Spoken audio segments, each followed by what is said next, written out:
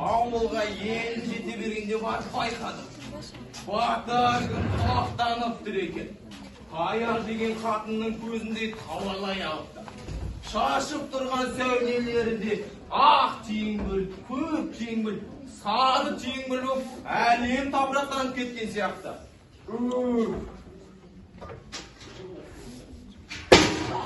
Масқара, сойдақты сабырдың жүрегі. Осынау кішкене ғана қыстақты шоштатындай сұңғыға көп екен бұл дүниеде. Таң атпай Әй, шалау, түнде түсімде немістер біздің разъезді бомбылап жүр. Недей? Бомбылап жүр деймін. Кімдер? Немістер. Ой, сен де қай-қайдағын айтып, алжыған кемпір. Одан да шайыңды дайында. Сен алжиын депсің ғой сен кемпір. Ой, сен де. Станцияның басында почтаға бара жатқанда күйе тоғайдың дүкеншісі Дабылбайдың жолға кеткені. Байғұстың жалғыз ағасы Ахметшіні аюлар тас лақтырып метіктіріп кетіпті. Масқара! Байқұс сиыр шеді. Өзен бойынан сиырын бауырға айдап бара жатса, шоқ тоған жақтан бақырған дауыс шығады. Ай, көмектесіңдер, кім бар? Мылтығын қолына алып, атын тебініп тоғайға кірсе, қобыраған маймақ аяқ қатынды сүйрелеп әлде қайда дедек кетіп барады екен. Жалма-жан мылтығын алып, ауаға тас еткізіп атса, жан келер мақұлық қатынды тастай салып қаша жөнелді. Содан бері өшіккен бе мал айдап шықса болды. Адамдарды қорқытып, таудан тас түсір тастамалады екен. Ақыры қапысын тауып өзін мертіктіріп кетті.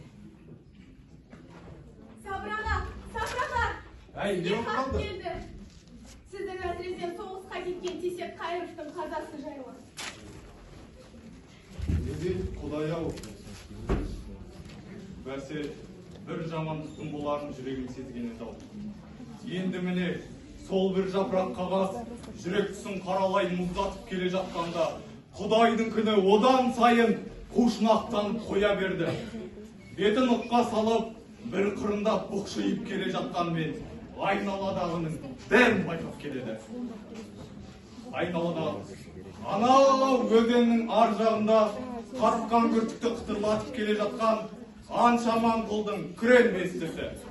Сол шеткі үйдің ұғында темір шелекті дамбыратып ойнап жүрген Бекес сорлының 10 жасар қызы Бәтес. Ал анау темір жолдағы рельсті тық-тық ұрып жүрген соның әйелі Ажар. Сырмақ күртесін киіп алып, ертелі кеш темір жолды қарап, тентірейді де жүреді.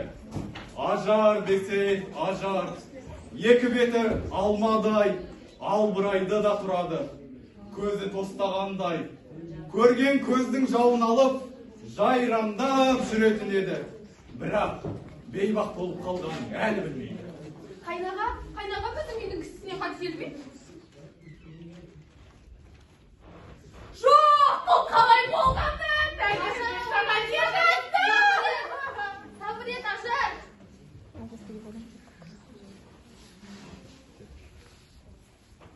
Ей, Сабыр, сен әлде бері жүргенде байқамадың ба? Жоқ, ондайды көрдім солма. Жаңа байқадым. Ауылдың ту сыртына аюдың ізі келіпті. Не дейді құрғырау? Біразырақ артынан ілесіп ем, аңырақтың аңғарына жете бергенде түн қарайып кері қайтуға мәжбүр болдым. Апа! Шалау, бала жылай ма қайтеді? Апа, ойбай айналайын, не болды? Бәтессің бе, апам қайда? Апам жоқ, манасыға кеткен әлі. Ойбай ай, не дейді? Қашан кетті? Бағана атам аттан түсіп жатқанда. Одан бері бір шай ішіп уақыт өтті ғой. Құдай ай, мына тұрған суаттан жете алмай жүргеніме. Шалау, тұр! Ажар!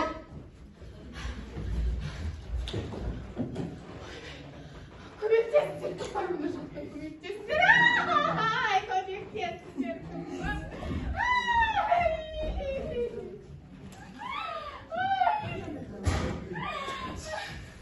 Ей, адамсың ба, мақұлсың ба? Апа кіші Ай, таңдамасында. Сапкеміз бар ма, шешіп бергіші. Сыртқа шықпай. Күс алды ма?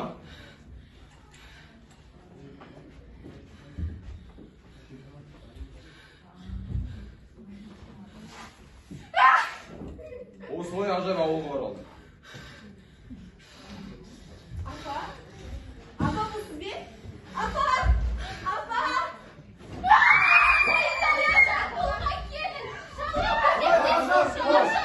Қой, ажар! Суға кел, суға кел! Қой, ажар! Босқа шекер! Ажары бұл қайтенің.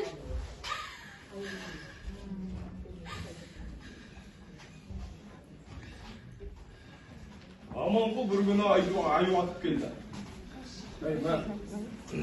Оған үйім жұрттың бәрі мәз мейрам болды. Көңіл ашпаған тек ажар ғана болады. Әкел. Ол сонау көгілдір тауларға ұзақ қарап ойланды. Ол аюға да, аюдың жүнді қарап терісіне де қызықпады. Тіпті абыр сабыр ол жатқан жұтқадан ажар аудармады.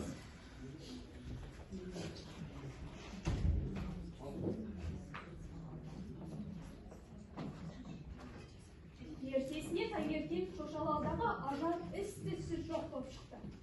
Жел жақтағы көрмеге іліп қойған аю терісінде ізім қайым жоғалыпты. Арада бір апта өткен соң Аманқұл аңнан болдыртып қайтты. Екі көзі қызарып, бет алды күлгін тартып, қағыбағы салбырап кетіпті. Кемпірінің шайын бірер ұстады да, төсек салдыртып оранып жатып қалды. Көп тілге келген жоқ. Бар айтқаны ажар әнеу күнгі аюдың терісін бауырына басқан күйі баяғы үңгірдің аузындағы